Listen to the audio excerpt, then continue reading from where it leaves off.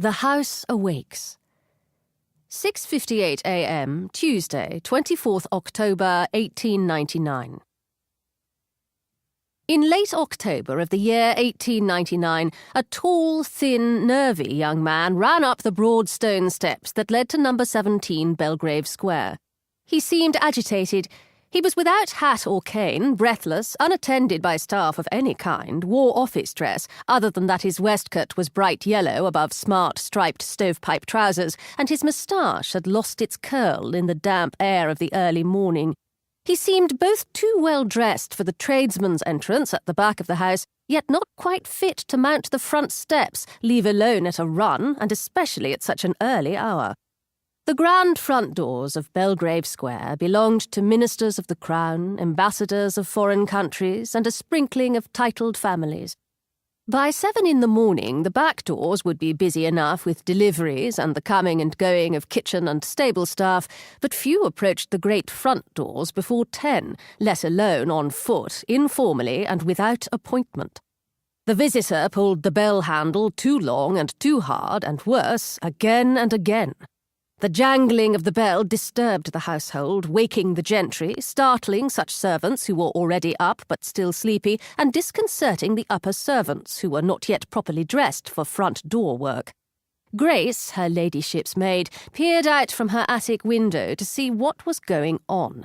She used a mirror contraption rigged up for her by Reginald the footman, the better to keep an eye on comings and goings on the steps below.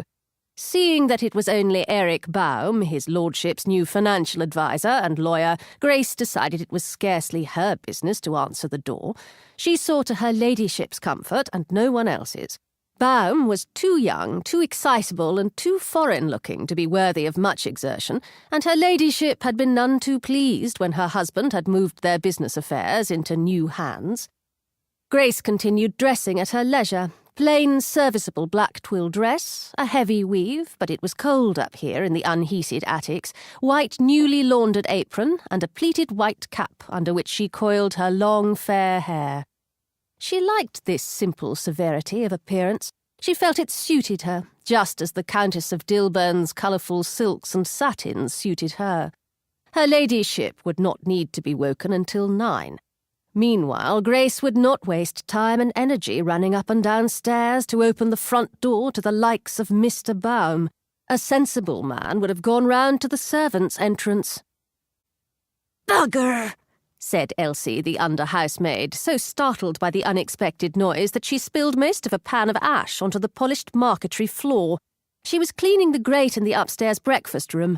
Grey powder puffed everywhere, clouding a dozen mahogany surfaces. More dusting. She was short of time as it was. She had yet to set the coals, and the wind being from the north, the fire would not draw well, and likely as not smoke the room out.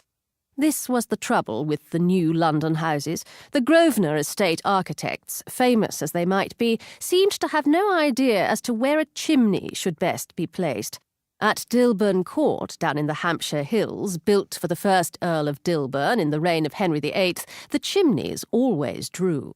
Number 17 Belgrave Square was a mere rental, albeit on a 5-year lease. The servants felt this was not quite the thing. Most of the best families liked to own and not rent.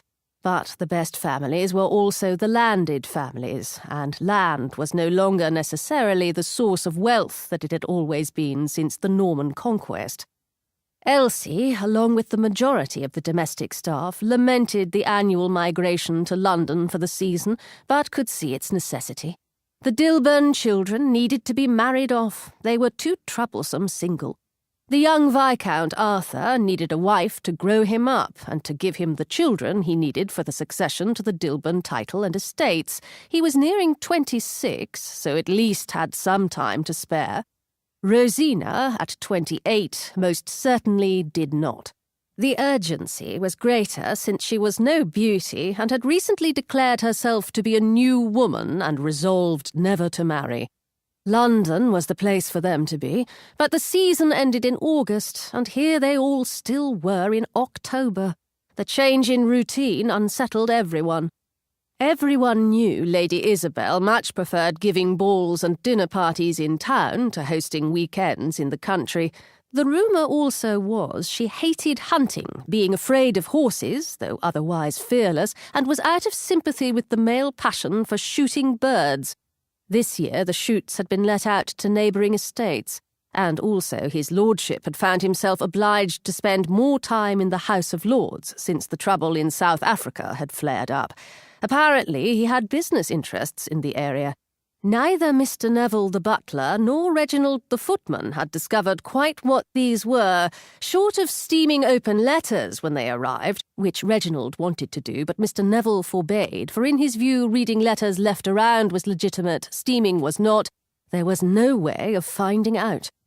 Mr. Baum, the lawyer, carried documents away with him, or his lordship locked them safely in the safe, and Elsie had overheard his lordship say to her ladyship that he could not forever be travelling up and down from Hampshire to attend the House, so they would stay in London until the new year.